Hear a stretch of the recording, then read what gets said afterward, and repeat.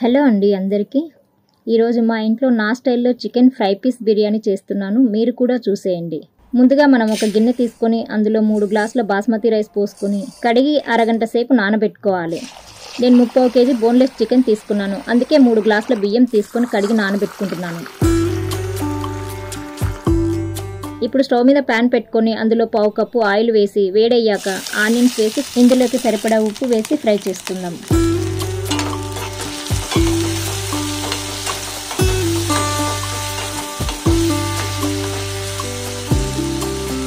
ఇప్పుడు ఇవి ఫ్రై అయ్యాయి. ఇందులో నుంచి కొన్ని ఫ్రై చేసిన ఆనియన్స్ తీసి పక్కన పెట్టుకుందాం.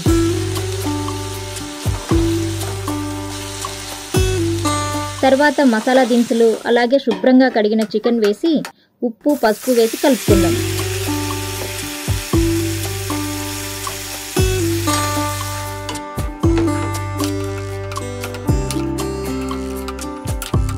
ఇప్పుడు మూత పెట్టి చికెన్లో నీరు ఇంకిపోయే వరకు కలుపుకుంటూ ఫ్రై చేసుకోవాలి.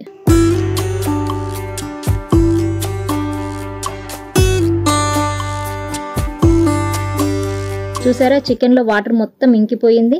ఇప్పుడు ఇందులో 2 స్పూన్ల ఫ్రెష్గా దంచిన అల్లం వెల్లుల్లి పేస్ట్, తర్వాత 2 స్పూన్ల కారం, టీ స్పూన్ ధనియా పౌడర్, గరం మసాలా వేసి కలుపుకోవాలి.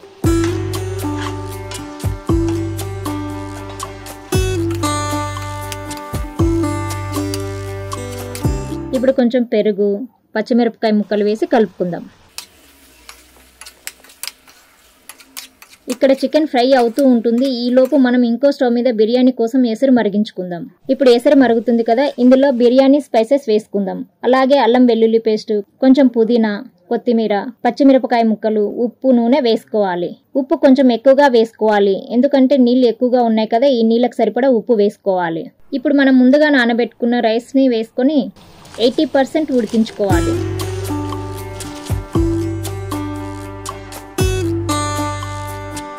ఇప్పుడు చికెన్ ఎంతవరకు ఫ్రై అయిందో చూద్దాం.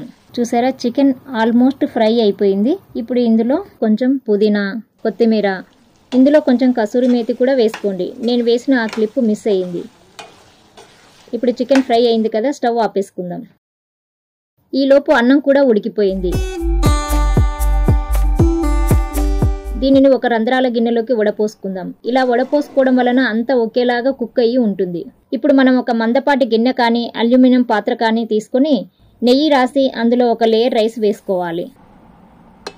తర్వాత ఫ్రైడ్ ఆనియన్స్, పుదీనా, కొత్తిమీర, చికెన్ ఫ్రై వేసుకోవాలి. కొంచెం నెయ్యి, తర్వాత మళ్ళీ రైస్, ఫ్రైడ్ ఆనియన్స్, కొత్తిమీర, పుదీనా, బిర్యానీ మసాలా, పాలల్లో కలిపిన సాఫ్రాన్ లేదా ఫుడ్ కలర్ ఆప్షనల్ మాత్రమే.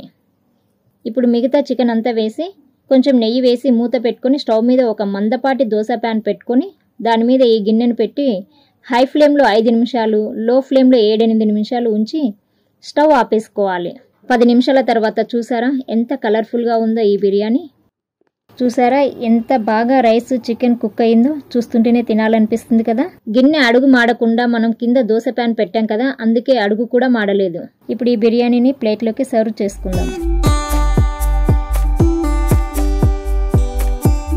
ఇదండి ఈరోజు మా ఇంట్లో చికెన్ ఫ్రై పీస్ బిర్యానీ. చాలా బాగుంది. మీరు కూడా ఒకసారి ట్రై చేసి చూడండి. చాలా సింపుల్గా చేసుకోవచ్చు. ఈ బిర్యానీ మనం హోటల్కి వెళ్ళి అందరం తినాలి అంటే ఎంత లేదన్నా 1000 నుంచి 1500 రూపాయలు ఖర్చు అవుతుంది. అదే మనం ఇంట్లో చేసుకుంటే 200-300లో అయిపోతుంది.